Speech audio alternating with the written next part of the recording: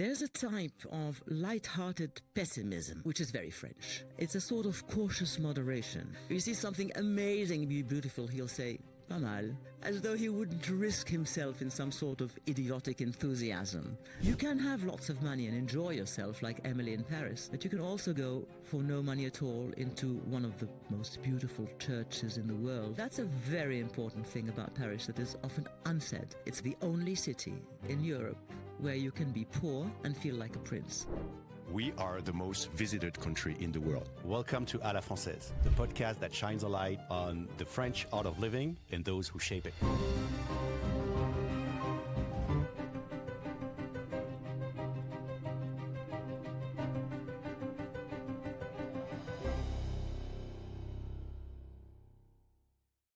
So today we're pleased to be joined by Ayyam Sureau. Let's start with you and your background. Where did you grow up? All over the place. I was thrown around as a child with my parents in many countries of the world: Thailand, the Philippines, the Fiji Islands, Samoa, Tonga, Africa, Europe, the United States, where I was born. I didn't grow up anywhere special, and we never stayed more than 4 to 6 years in any country at all. So my living here in France for more than 40 years is the longest stay ever in my life. So tell us about your start in France. How did you come to settle in France? What was your first contact with France? My first contact with France is my father's memories, because he was exiled from Egypt in the 40s, and he came to France on a ship, on a boat, arrived in Marseille back in 1949, so that's just after the war. And he often told memories of this arrival in a place that he thought was heaven, when actually was totally destroyed by the war, famished, broken. There was nothing to eat. The whole city was black, for instance, the city of Paris, because of the fumes. And we always described the place, this totally destroyed Paris, as being heaven. And it's very strange, because it must have shaped my vision of Paris. You know, people are always complaining that it's going to, broken into pieces and worse every single year. And I don't share this view, because my first contact with Paris and France was one of a person who had seen it in a very bad shape and thought it was beautiful. So you decided to study in France. What has driven your decision to settle in France? It never was a decision. It so happened that although we were brought up everywhere in the world, my father, who was very grateful to France for having, admitted him when he had no country, as though he was indebted to the country, he brought up his children in the French language, in French schools where it was very hard to find a French school, in the Fiji Islands, for instance. You see? And so we were brought up in the French language by my father. And so when I turned 18, there was nowhere to go but France. Or, I don't know, I imagine Belgium or Canada. But, it was France. And so I came here, not thinking I'd stay that long. I thought it was a temporary stay like all the rest of the places I'd been. I didn't think that anyone could settle anywhere. My parents had never settled anywhere, and I didn't think I'd settle anywhere, and here I am. For 40 years. For more than 40 years, yeah, okay. Yes. Is there a part of your life that made you love France and stayed here eventually? Yes, there is. I was a rather lonely child. Probably because I couldn't make friends. We were moving all the time, and a very protected child. So I spent a lot of time reading, and this is what I did. I did sports and reading, and so I spent hours and hours in books in French when I was very little. At the age of 8, 9, when you're starting to read, 11, 12, and so on. And I would dive into the Three Musketeers, for instance, or Arsène Lupin, or Jules Verne's, Phileas Fogg and Passepartout. And I very much identified as a child with D'Artagnan himself, or Arsène Lupin himself, or Passepartout himself. Funny, I never thought I was Phileas Fogg. And somehow they had something in common. D'Artagnan comes from the country, a very provincial young man, quite ridiculous with his ridiculous horse, and he comes into Paris, where he's rather grotesque at the beginning with his yellow horse, and he hasn't got the manners of, French, elegant French in Paris, and yet here's D'Artagnan. He is going to become the Frenchest of the French. Same with Arsène Lupin. He's a very volatile figure. You don't know who he is. Is he a burglar, a gentleman? He's one day in the police, one day an outlaw. And this volatile thing of, not being identified and not caring that you are identified. I loved that very much. Passepartout, who is a number two, he's Phileas Fogg's servant, but he saves Phileas Fogg at the end. He's so punctual, and so stubborn, and yet a very romantic figure, friend, loyal friend. I think I was very close to all these figures. I can see that they're all men, but I was very close to them, and somehow these fictional figures became my friends, and who I wanted to be. I actually took on fencing. So with all these beautiful images you're bringing to us, how would you describe the French features, the French character? I would describe them very far from the way the French describe themselves, and I think that is the feature that is most French, is that I would say the French are not what they claim to be, and they are what they wish they were and think they aren't. I know it sounds very complicated, but this is exactly what I think of the French. There's a very iconic figure is Cyrano de Bergerac. Cyrano is an ugly person, or at least he thinks he is. And he thinks he's heroic in war. The truth is, he's heroic in love. And he wishes he were handsome and charming and loved by the woman he loves. He is. He is. And this amazing misunderstanding, this amazing misconception is very French. I always want to tell the French who are complaining from morning to night, you are what you wish you were. You're just not what you claim you are. And this very strange way of not seeing who you are is French. It's very French. Actually, if you pay any attention, you'll find that every 7 years, the French government has these huge polls and studies and so on what it is to be French, as though they were extremely anxious to define what it is to be French. But I think what it is to be French is not being able to define who you are, and that's a wonderful thing. So what would be their specific character? What would be their positive feature, if there were one, and their flaws or their bad sides? I think it's quite the same, their flaw and their quality, which is usually the case for even a human being. There's a type of lighthearted pessimism, which is very French. It's a sort of cautious moderation. If you say to a Frenchman, oh, what a lovely day, it's very sunny today, he will say, it will not last. Ça ne va pas durer. Something falls on the floor, he says, oh, can't fall further. Ça ne tombera pas plus bas. Strange. You see something amazingly beautiful, he'll say, pas mal, not bad. As though he wouldn't risk himself in some sort of idiotic enthusiasm. You don't know what it is. Is it superstition? Is it is it some sort of arrogance or pride? Like, I can do so much better. I can't show myself content. If you go to a French dinner, nobody's happy about anything. People criticize the books, the films they've seen, the people they've met, and so on. And you just want to ask them, is there anything you like? And so they all agree on what they dislike. It's very strange. It's very, very strange.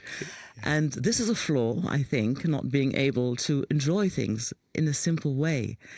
And at the same time, it's a very moving character because I think it comes from some sort of fear of not being up to it, being French. It's like, we're always asked to rate things after buying something, after buying a service. Everybody would say 5-star if he's happy with that. A French wouldn't put a 5-star, he would put a 4-star because it's impossible to be perfect. Yes, it's impossible to be perfect. For instance, at school, the French never put 20 out of 20. They don't put 0 either. Both limits are off limits, which is very strange. I mean, why wouldn't you give 4 marks? And I think it's a matter of pride. I can do better. I can do better. It was once at a very, very French dinner, a very Parisian dinner. This guy, I think as a means of conversation, said, if you would rate your life this minute, what marks would you give to your life? And all these fabulously happy people around the table all gave marks below 13. People will say 12 out of 20, 11 out of 20. It was very, very strange. And I think it's not modesty, it's ambition. I can do so much better. And the funny thing about the French also is that they will downrate their own lives. But if you say a word against them, Paris is not what it used to be or whatever, they will be like tigers defending their superiority. Cyrano would say, je me les sers moi-même avec assez de verve, mais ne supporte pas qu'un autre me les serve. And this is where, if you really want to sting a Frenchman, you act like he does, like, oh, you're right, it's not that good. And you say, it's marvelous. French is wonderful. France is the best country. So tell me about your definition of French art de vivre, the French art of living. Any keywords or any features about that notion? Making a point of not trying too hard, I would say, in anything.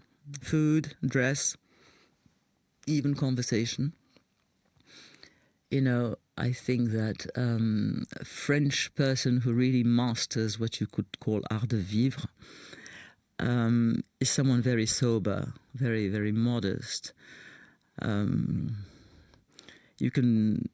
I think that's it, and even on the table, the most elegant table will not be the one with all the silverware and 100 crystal glasses and so on. This is only in the movies. A French elegant table will be extremely modest, and the hostess will make a point of showing you that she's inviting you like, a part of her family, and everything's absolutely perfect. Nothing is superfluous. Nothing is too much. And I think it takes a lot of work to get to this point of simplicity. And that's very French, I think. And you see it in the architecture, you see it in the way people dress.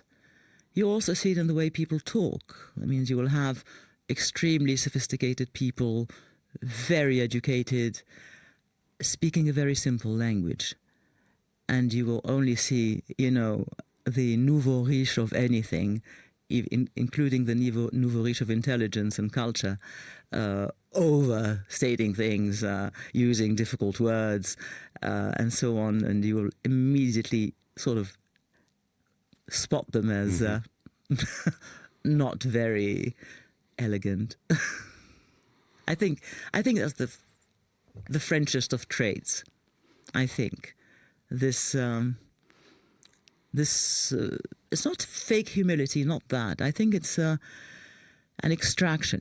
For instance, in French cuisine, there's one thing that is In French cuisine and the French art of fencing, there's one thing that's very particular. It's what in cuisine you call un jus de viande. It's an extraction. You start with a huge pot, say 25 liters of water, with an amazing number of a variety of vegetables, turnips and carrots and onions and God knows, and herbs and spices and bones and marrow and so on. The thing is colossal.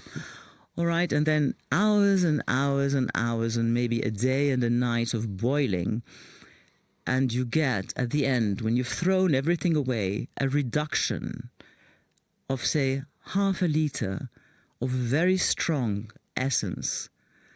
And you will use a few drops in your plate.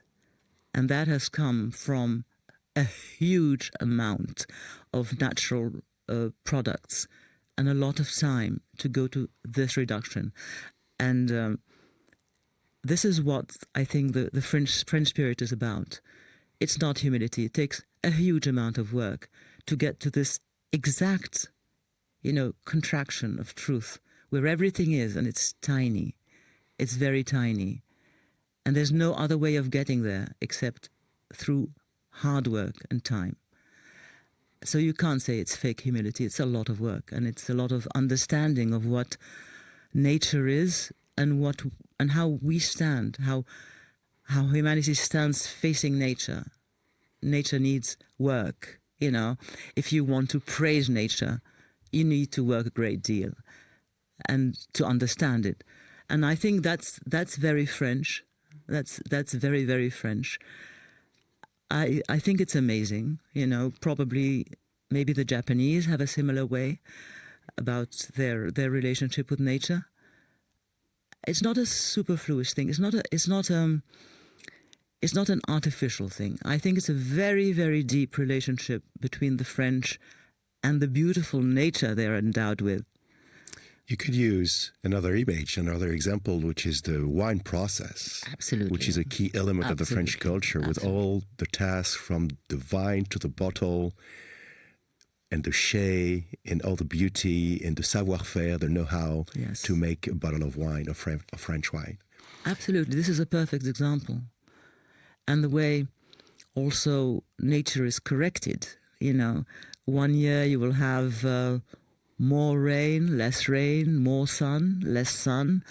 And the savoir-faire, the craft of the winemaker is to, at the same time, take what nature has given him and help nature, correct nature with more acidity, less time, more time. And it's this strange conversation between craft and nature, which is a conversation really. It's a give and take thing. And nobody mentions it. So, the French will say, vous prendrez bien un coup de rouge. You'll have a glass of red wine. And voila. And behind that, there's a whole mountain of work and centuries of know-how. I think that's the wonderful thing about the French. So to wrap all this up, what do you bring so many people to France? I'm speaking of the visitors. What brings them? What brings them to France? What are they looking for? Some countries imagine it to be the land of freedom, others the land of elegance. I mean, everybody's read at least one French book or seen a French film or know one French luxury brand, It's what dreams are made of, I think they come here to check if it's true. Let's speak a little bit about Pierre Claver, your initiative. Can you explain what it is? Oh, it's a very simple thing. It's a school. It's a school that, tries to explain to young foreigners who are refugees in France a few things about the country to make their settlement a little easier, a little less brutal. That's it. And we've been there for 15 years. Our students are young adults from many destroyed countries like Afghanistan, Syria, Somalia, Ethiopia, so on, all the countries where refugees come from. They spend a year and a half with us, learning French, learning about French culture, history, those funny French ideas like laïcité, for instance, or the way women and men are and act and behave in France. The French laws, who are, less obvious than the French would ever think. And, they get to know French people, make friends with French people, trying to make what the French call integration easier for everyone, for them and for the French. That's what Pierre Claver is about. So you often say that everybody has a chance, even the most reluctant to the French culture. I assume that you've made a lot of encounters and you have great souvenirs about people you've met. Can you tell a few anecdotes about students and people you've met? Yes, it's very refreshing, really, because they remind me of the way I saw Paris when I first came. You see, for instance, Afghans are extremely shocked to see that the French people blow their noses in public. They find it very shameful, the way the French blow their noses.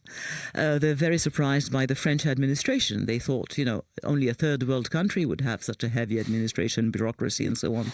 They don't understand, for instance, why in a bus, if a gentleman, one of those young students, a man, gets up to let an older man sit, he gets insulted. Because this old man is insulted that a young man would give him his place. They don't understand that there's no respect for age. And so it's really very brutal. It's very hard for foreign people that come from such, far away countries like Afghanistan and so on. France is a very, very strange country. I think the French don't realize that at all. It's very, very difficult to understand that if you're invited for dinner, it's very proper to arrive 20 minutes late.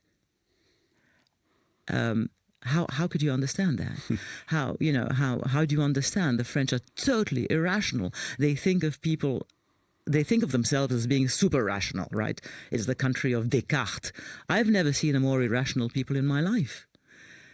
And all these things, well, you need to whisper in the ears of refugees, don't believe a word they say. The French are very irrational. The French are very sensitive to this or that. Be very careful about that.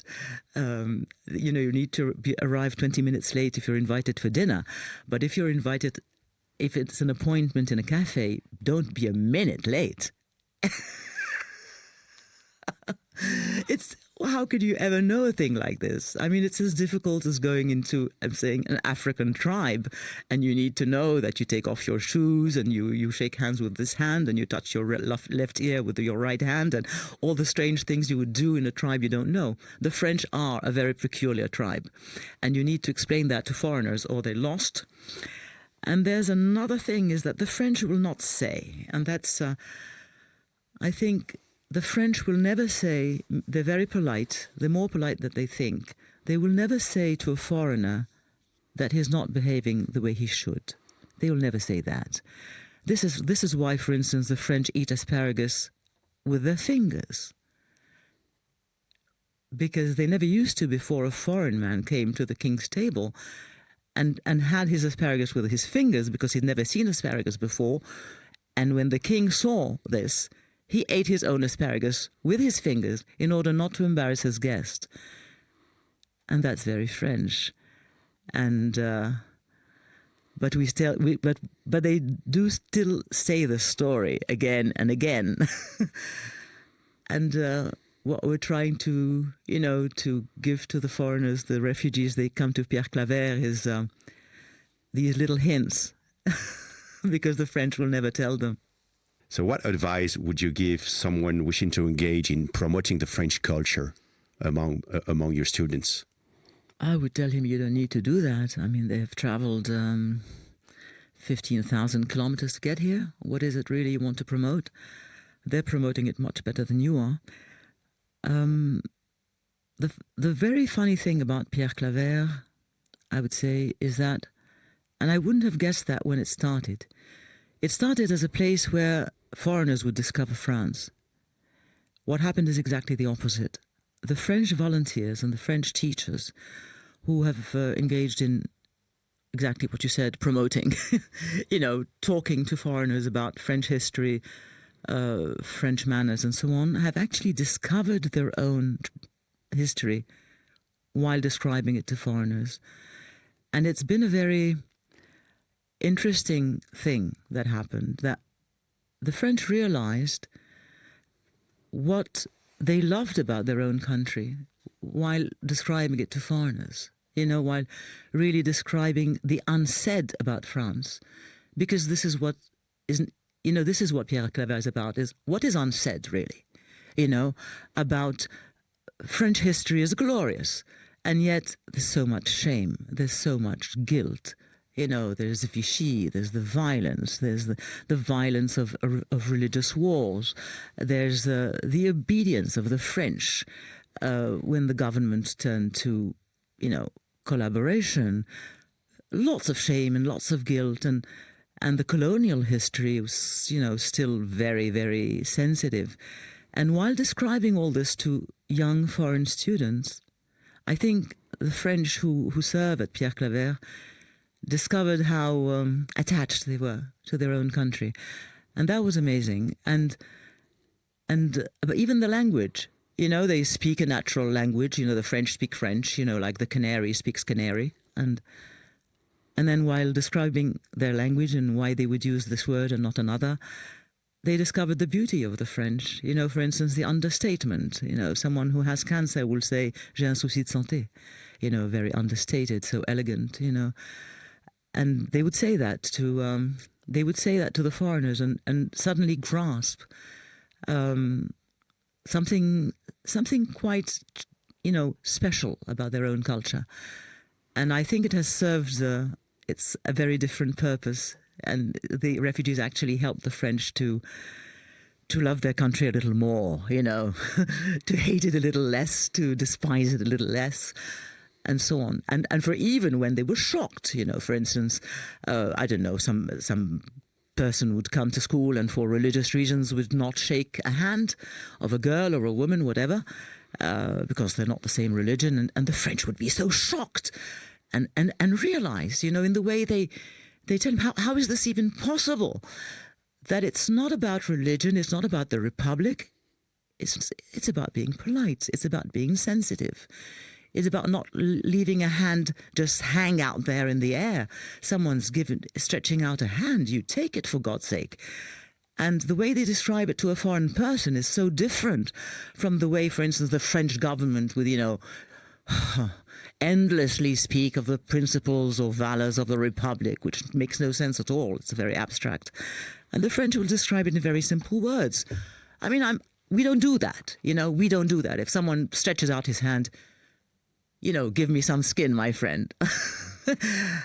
That's wonderful, and I've seen some very ordinary French people, of my friends, defend their culture, defend their manners, defend the way they are in the simplest words, eye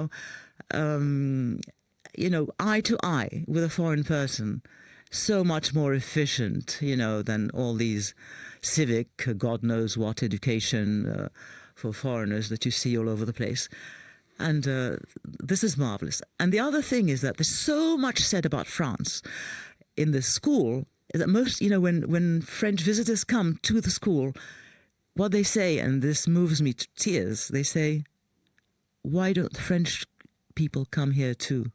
Enjoy some classes of poetry or history. This school should be open to the French. And that's an amazing compliment, Actually, that's what you do at Pierre Claver, mixing French cultures with these people. Yes, we are quite aware that the classes are for everyone. Yes, and it's sort of a mutual learning. But it's interesting what you say, saying that when one digs into his own culture, he gets proud of it. Yes. As soon as you describe it to someone else, you like looking at yourself in the mirror. So, Ayyam, we would like you to describe to someone else your city of Paris. So, would you accept to be our tour guide today? Let's Imagine that you have a group of friends coming over to Paris. Where would you take them? To tell you the truth, it's not really a matter of where, because the whole of Paris is beautiful. We can come back to that later. It's a matter of when, you know. I think that there's space and there's time. I love Paris at the break of dawn. Any part of Paris. I was a student here. I came when I was 18, and I was awake. I was awake all night, nearly all the time, and I enjoy Paris to this day. When in this very uncertain moment between day and night, the break of dawn, wherever you are, whatever neighborhood you are, there is something fantastic about Paris. Everything is beautiful. It's quiet. It could be a rainy day or a sunny day. I mean, before the sun gets up, it could be warm or cold. There's something about Paris when these very few people are outside. You know, people coming back from nightclubs, poor men taking on the jobs because they are going to empty the rubbish in those very noisy trucks that go through Paris at dawn, people going to work, people going back home, and everybody's tired. You know, the night was too short, or they've danced all night, and there's some sort of very odd friendship between people. You know, nobody's taking pictures anymore. They've taken so many pictures already. So nobody's Instagramming, nobody's tweeting, nobody's phoning. Everyone is sort of very sincere about their own existence. Some girls had high heels all night and they're walking barefoot with their high heels in their hands. Their makeup's all mixed up. Their hairdo's undone. They look beautiful. They look magnificent. And probably no money left for a cab, and so they're walking. There's something absolutely wonderful about Paris in the dawn, wherever you are. And this is what I do. If I had a friend coming over to Paris, I wouldn't take him someplace. I'd show him Paris in the dawn, I think. Can we come back on the where? You're a very obstinate Frenchman. My point exactly. Where there are some places I really like. I'm very attached to the part of Paris where I was a student, the 5th arrondissement, which I think isn't called the Quartier Latin anymore. But it's a wonderful place, totally Vietnamese, you know. And it's very odd. You know, neighborhoods in Paris, what one should know about neighborhoods, which I was brought to understand about French neighborhoods, is that whoever says, I prefer the 14th, I prefer the 5th arrondissement, I prefer the 7th, knows nothing about Paris. Because in every single arrondissement, there is the whole of Paris. There's the elegant place, there's the commercial place, there's the quiet place, there's the dodgy place, there's the filthy place, there's the ugly place in every single arrondissement, including the most elegant of arrondissement. Even in the 7th, you have the filthy street, the one where, you know, everything's broken, nobody goes, shops are closed. Even in the 7th, everywhere you go. And this is what I adore about Paris, is that there's a microcosm of Paris in every arrondissement. I adore La Place Saint-Georges, where I don't think there are many tourists out there. I have a special weakness for another square, which is La Place Dauphine, where you'd probably go if you didn't want to be seen with someone who isn't your regular boyfriend. There's no one there, really. These are the two places I really adore. I love my own arrondissement, where I live, the 7th, which is one of the most unknown in Paris, because people don't actually live there, so they don't know what it's like on a Sunday when the tourists aren't there. It's wonderful. And what else? I think that, there are touristic places in Paris that are very, very, compact. It's just one place. Quarter of a mile away from these places, is a quieter place, which is very beautiful. I wish a tourist would just, take the risk of going in a back street or wherever he is, In this arrondissement where your studio is, for instance, in this very street where we are today, across the street, you have a little house with a garden with olive trees, palm trees, and jasmine, as though you were in the heart of a Greek island in the Mediterranean. And this is in the heart of Paris. It's not the heart of Paris. It's the edge of Paris, a place you could never suspect that you would have a villa that looks very much like Sifnos in Greece. It's amazing. And I think, people should just have the time of, wandering about, getting lost, forget their phone, forget the GPS, and just get lost, You were mentioning very touristic places. What would be your highly touristic places that you shouldn't miss, even if it's so touristic? The problem with touristic places is that they're all beautiful. That's the reason why so many people go there. I mean, you shouldn't despise touristic places. The only problem with touristic places is the crowd. But again, if you went by dawn, if you went to the Sacré-Cœur by dawn, if you went to even the poor Eiffel Tower by dawn, and the cafés near the Eiffel Tower serve, an ordinary coffee, much more expensive than elsewhere. But you would have this funny smell of Paris in the dawn, a mixture of ammonia because they're cleaning the place, and cold oil because they've made too many French fries. It's very typical French smell in the morning, and even the Eiffel Tower, around the Eiffel Tower, I think it's not a question of place, it's a question of time. People should avoid touristic hours, not touristic places. And these places like La Tour Eiffel, le Louvre, have wide opening hours some days. You can visit these places late at night. There is no one in the Louvre after 7. When it's open in the evening. Sometimes the people at the gate won't even bother to have you pay a ticket. To just go in. He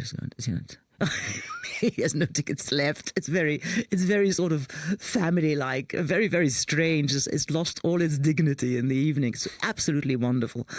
And you see the Louvre like you've never seen it. It's really like you've never seen it. It's really about the hours. You do agree with me. Yeah, I do. Interesting. Yeah. The when is even more important than the where. So we understood that the soul of Paris would be taken early in the morning. Where would you take it, this particular soul of Paris? In what area? In what area? I think this area changes all the time, right? It changes all the time. I think a few decades away, a few centuries away, it would have been Saint-Germain-des-Prés. It definitely isn't anymore. More recently, it would have been Le Marais. Definitely isn't anymore. I think it keeps moving. It keeps moving, and I would advise anyone who's coming to Paris not to listen to anything I say or anything he reads on the internet, and to ask, someone on the street that would look, elegant enough, which means not elegant at all.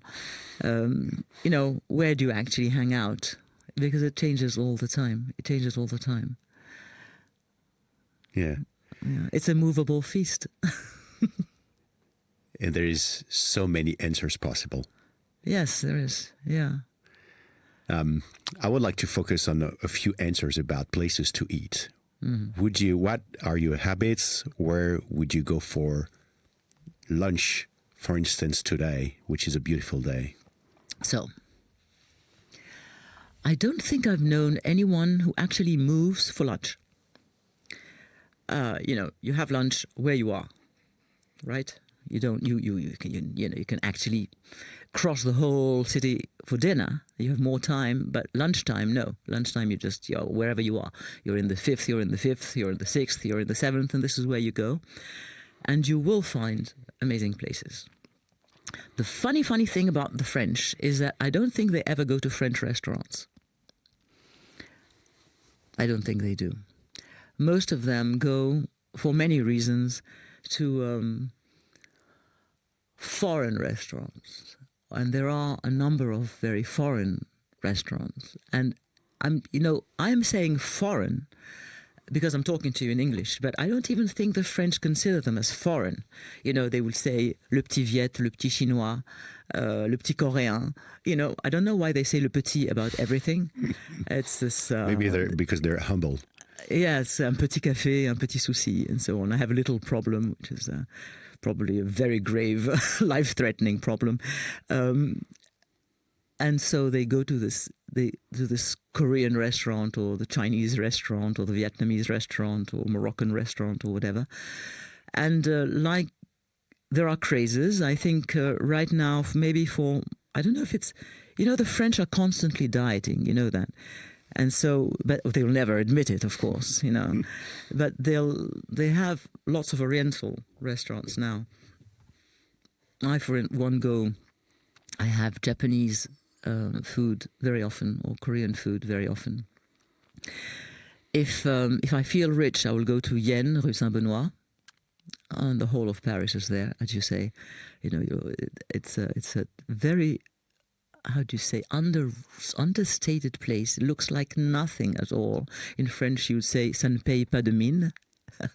When the French say that, you definitely need to run there. Ça ne paye pas de mine means it doesn't look like anything much, meaning it's the best restaurant around, right? And so Yen looks terrible. It's just nothing. It looks like, I don't know, an airport cafe. And it's very, very good. It's a little expensive. And you will meet, the very influential French personalities who go there all the time. It's a tiny place. If you have less money and you've made a reservation, you go to an even better restaurant, which is 4 times cheaper than Yen, called Tsukisi, Rue des Ciseaux. Rue des Ciseaux is a little off Saint-Germain-des-Prés, and that's typically what I was telling you about. Saint-Germain-des-Prés is the place everyone will go, right? You have Les Deux Magots and Le Café de Flore, where no one French goes anymore. You have the church, Saint-Germain-des-Prés, where you have, very famous burials or weddings. This is Saint-Germain-des-Prés. You've got, biggest brands and so on and so on. But nobody goes there. But if you go just in a little street off Saint-Germain-des-Prés called Rue des Ciseaux, Scissors Street, which is, it is a very, very tiny, narrow street. Every single restaurant on the street is good.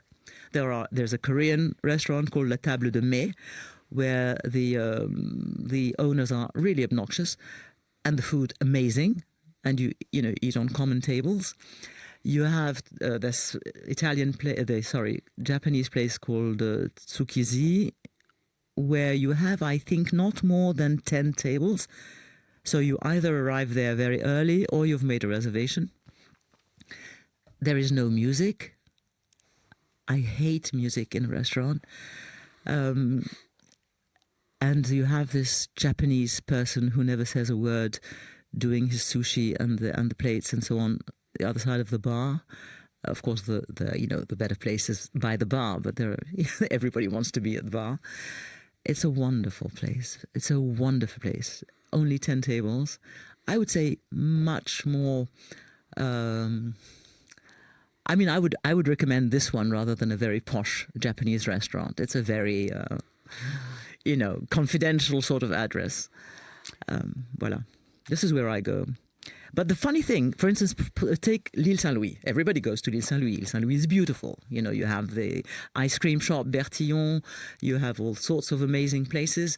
But you also have a tiny vegetarian restaurant called Le Bouillon de l'Île, where I mean, people are sitting so close to one another, they all, they become friends before the end of the meal. It's tiny and crowded and, and noisy. Of course, there's no music because it's too noisy. And this is a fabulous place. There's an Afghan restaurant called Khana. You wouldn't suspect an Afghan restaurant on the Ile Saint-Louis. So that's another funny thing about Paris, is that it is a city of all cities. I mean, you can find Seoul, you can find Tokyo, you can find Kabul in Paris. And in a very different way, it's not like London or New York. It's a much more natural way, I think. And people will not say, "Oh, why don't we eat Korean?" They'll just, go down and go to the Korean place. It's called Le Petit Coréen, where they go every single day. There's nothing exotic about it. It's very strange the way the French absorb other cultures. I don't think a French person ever goes out to have onion soup or hareng pomme à l'huile, herring with potatoes. I think this is not true at all. They don't have it at home. They don't have it outside. They've stopped having it. I think that if you see someone with an onion soup, he's a foreign person. Or, they just absorb. And they've always done. There's nothing modern about that. There's nothing fusional about that. I think the French, throughout history, have absorbed Italian manners if the king married an Italian princess, or an Austrian one, or a Polish one, or some Hungarian army would come with manners, or Russian refugees would come over. And I think that's what's wonderful about Paris. It's very French and totally un-French. That's what Paris is, and that's amazing. It's wonderful. So for someone like me who's never had a home, this homeless home is the place to be. I love it, and it's much more. I would say open than, you say this about London or New York, right? It's not true. It's not really true. Paris is much more authentic in the way it absorbs other cultures. There's even a new Polish restaurant that I highly recommend, Rue Quincampoix, for God's sake. That is the we will heart, write it down on the description. the heart of Paris, Rue Quincampoix. And I can't even remember the name, but it's a Polish restaurant opened by a Polish chef, very young man, and it's a wonderful place. And you and that's the heart of Paris. This is what I would recommend, to be in Paris like a Frenchman, like a French person, and go to a foreign restaurant. And if you want to go eat French, I can recommend wonderful places in New York or London. And there is also on the Place de la République, I heard that there were a great Georgian restaurant. Tell us about that. Didn't want to talk about this restaurant because I'm very proper. I didn't want to do And you're also like a real friend that you describe. You're very humble. Well, it's not Place de la République. Again, my point exactly is a little off. Mm-hmm. You see, a little off. Everyone would go Place de la République. But that street is called Rue du Faubourg du Temple. And it is probably the poorest, dodgiest, ugliest street around. But it is the street where you have a few nightclubs. And there is a bar open till 5 a.m, so that you can enjoy Paris in the dawn. It's called Cavalier. Cavalier is the title of a novel by Joseph Kessel. And the people running the place are 4 very handsome Georgian gentlemen, the warmest people I've ever seen. And they serve cocktails and Georgian food. And it's become, I think, one of the places you could recommend in Paris. And you find yourself in the heart of Georgia, right in the middle of République. Imagine that you have 3 days, let's say, ahead in the next days and you would want to escape Paris, where would you go? In France, of course. Listen, I wouldn't, of course, I mean, the obvious thing, I'm going to disappoint you again. I think I've been a disappointment all the time. You probably have to say Giverny or something fabulous like that. But where I go, when I find Paris too stuffy and I want to see the sea, I was brought up by the sea, I go to Normandy, to a totally unknown and uninteresting place called Coutainville. Coutainville is a little city in Normandy, near Granville and so on. Of course, Granville is very famous, Deauville is very famous, Trouville is very famous, Coutainville is not. I think Coutainville is a very family sort of place where you cannot find a decent restaurant. You know, people stand in line in the street to buy oysters and French fries that they eat together. The kids, to this day, go and hunt for shrimps by low tide, play with kites. You find yourself in a sort of, I don't know, Fellini movie or a French movie from the 50s. It's actually black and white scenery today. It's amazing. It's amazing. It's very beautiful. I have never seen more beautiful sunsets than in Coutainville. It's a bunch of families who are, it's not a rich place at all. It's a sort of a family-like place where there's one hotel called La Coutainvillaise, I believe, with tiny, tiny rooms, with tiny, tiny showers. And that's the place I go. You are out of time. It's a travel in time. And you spend 3 amazing days if you go there. That's what I do. You walk endlessly on the beaches. By low tide, you have no idea. I think it's one of the largest tides in the world. It's a place that was heavily bombed at the end of the war and is still very scarred by the war. Older people will tell you memories about American pilots who spared a bridge because a child was crossing the bridge or something like that. And the American pilots actually go to Coutainville because it's part of their memories. Some are buried there. You know, it's Normandy. Normandy is a scarred and beautiful place of France. You know, I adore Normandy because of that, because it's a border, because foreign people have died on this piece of land, that you have amazing landscapes, very unexpected, sort of very, very un-French, I would say. It looks very much like islands in Scotland or off New York. You know, it's very cold. It's very, very cold colors and extremely wild. It's not as rich as, the Normandy with the cows and the butter and so on. No, it's very poor. It's very poor. They have shellfish and French fries and potatoes. And it's a wonderful place. It's really a very, very, it's forgotten by time. I don't know if it'll stay that way very long. Could you describe the people who live there, who work there, who spend their holidays there or their weekends? It's alive all through the year, which is very rare for this sort of thing. So it's not a summer resort, you see.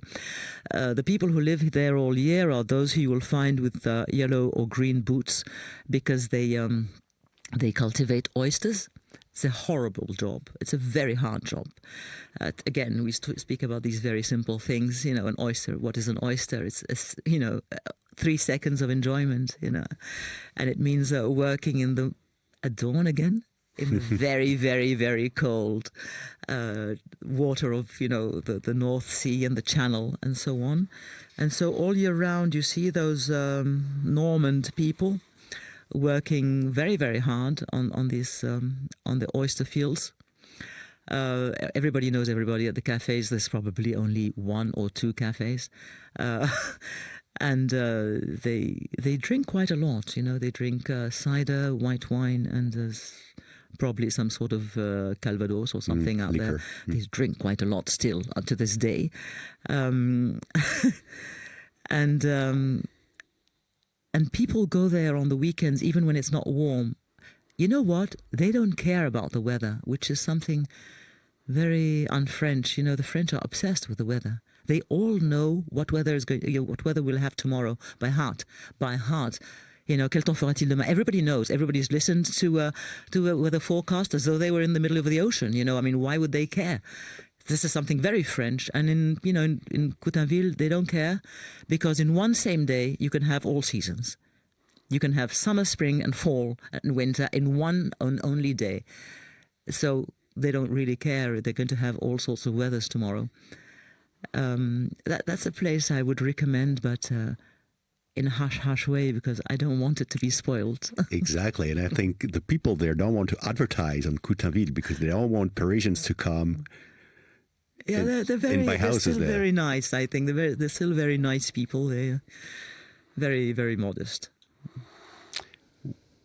Okay. What advice would you give to a traveler coming over to France to prepare, in order to prepare his trip? What should he read as a novel or French book before coming to France? Well, that's a very mentioned very odd thing to say. I mean, I would be surprised he hadn't read something when he was earlier in his life. You know what? I think I would advise to read The Count of Monte Cristo, because it's precisely about a young man who was not from Paris, you know, who, as a much older man, goes to Paris, finds it changed, and Paris is by nature always changed. You know, it always has been better before, you know, always. And I think this is the one I'd recommend. And in this novel, you have criminals in the criminal parts of Paris. You have some nouveau riches in the nouveau riche parts of Paris. You know, I think there's someone living in Neuilly or Auteuil, and you have you have bankers in the banking area, banking district. So it wouldn't, if you read The Count of Monte Cristo, it doesn't describe Paris as it is today, but it tells you a lot about Paris, the way it is, the way it changes hands. You know, the people who rule Paris are never the same, and that's what The Count of Monte Cristo is about. And do you think that the Count of Monte Cristo symbolizes the elegance of France? It's a very brutal novel. It's about vengeance, about revenge. A very bitter novel. Is there anything elegant about it? Not really, because the Count of Monte Cristo obviously pretends he isn't French and that his account's coming from very far away, and everything's a little too much. You know, his house is a little too elegant. He is too properly dressed. His horses are too handsome. His servants come from God knows where. Some sort of 1,001 night atmosphere, which is not French at all. And you see, again, it's this paradox that what is most French is not French at all.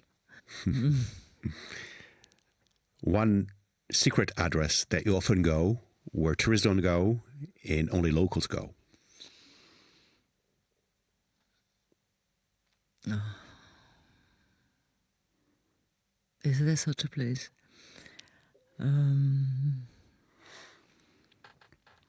I think you'll never know if I want to keep it a secret if I simply don't know.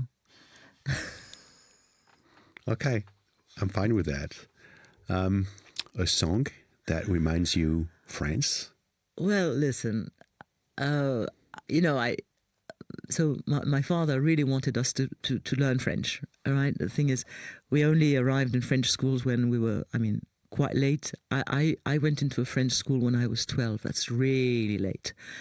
And so I had a terrible accent, and it was very late. That was actually very hard.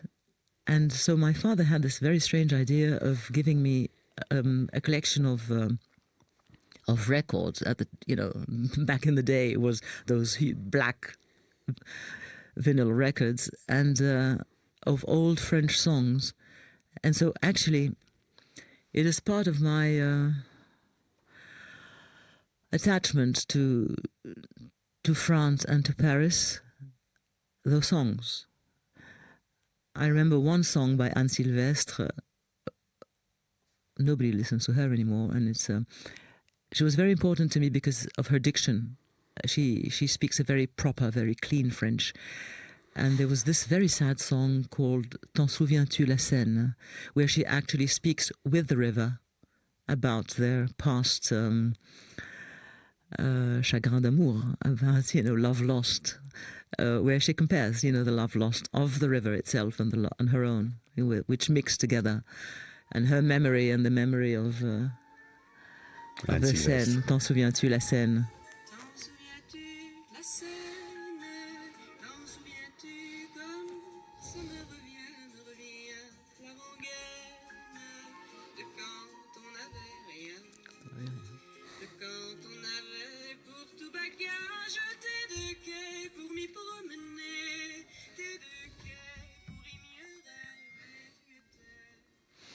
You see, she says, do you remember when we had nothing, when we only had les deux quais pour s'y promener, the sides of the river to walk. And this is something that, is a constant image for me. It's probably very personal, but, my father came to the country with nothing to his name, really. Homeless, stateless, young man, and he never complained about it, and the song speaks about, you wouldn't even say poverty. I mean, people are always broke here, and it's okay. It is one of the very few cities, this caliber of a city. We're talking London, New York, Rome, Paris. I would say it's probably the only city in Europe where you can be poor and feel like a prince. You can go for no money at all into one of the most beautiful churches in the world, lit by candles, sit there forever, gaze at the ceilings. You don't pay. You can sit on a bench in the beautiful parks, anywhere. Les Buttes Chaumont is fantastic. Montsouris, Luxembourg, for free. And you have those amazing flowers and children and people playing music. And you can be a royal person here. You live in a royal way when you're penniless. And that's a very important thing about Paris that is often unsaid. Of course, you can have lots of money and enjoy yourself like Emily in Paris.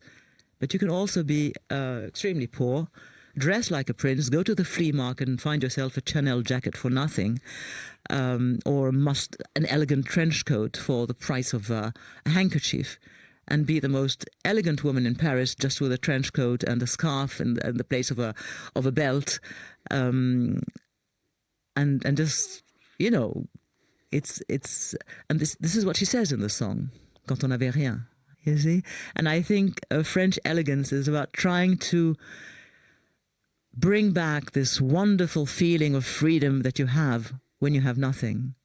And that's part of the French elegance, I think.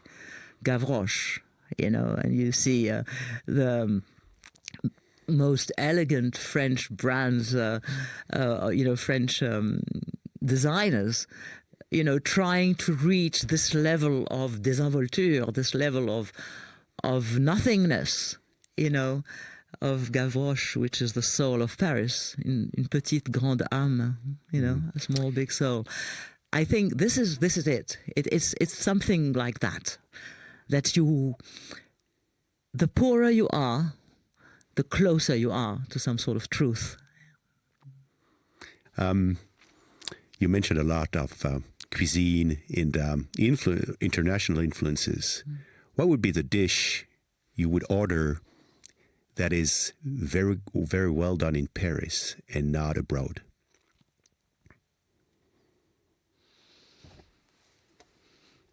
Wouldn't be a dish. It's French cuisine is not really about the dishes themselves. I mean, a bœuf bourguignon or a pot au feu or a soupe à l'oignon gratiné and so on, the things that people imagine are French. It's the know-how that's French, you know? And so I wouldn't order anything. I never have these things. You know, what I miss when I'm not in Paris are the very, very common things. You know, for instance, if I were asked, for instance, the last thing I would ask for before I die, makes it very dramatic, but at least this, I would probably ask for a nameless glass of white wine, a tin of sardines of La Belle Illoise, and some old French baguette grilled because it's not fresh from the day, which it often is not fresh from the day. You know, I think that grilled baguettes with amazing butter, salted butter, of course, churned butter, and some sardines, and that wouldn't make it French. What would make it French is to have a friend facing you, and that would make it a feast. Thank you, Ayyam. Who would you see sitting on your seat on this À la Française podcast?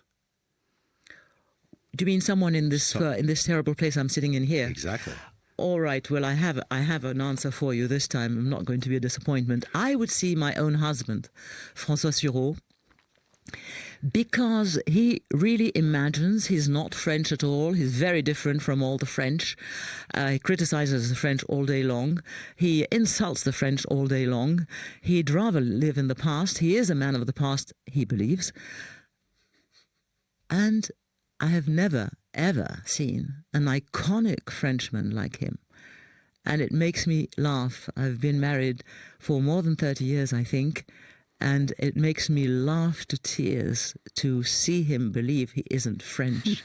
And I can't be. And I would like you to ask him, how can one be so French? So that's the question you would ask him. How Yes. could one be so French? How could you be so apart from you? French? To finish, a quote from you in French or English, as you want. A quote. There is I think now you've got that I love Cyrano de Bergerac very much, and there's large parts I know by heart. There is one little verse which I love, c'est in the non merci part, he says, ne pas monter bien haut peut-être, mais tout seul. Not to rise high perhaps, but to rise by no one's leave. Merci beaucoup, Ayyam Sureau.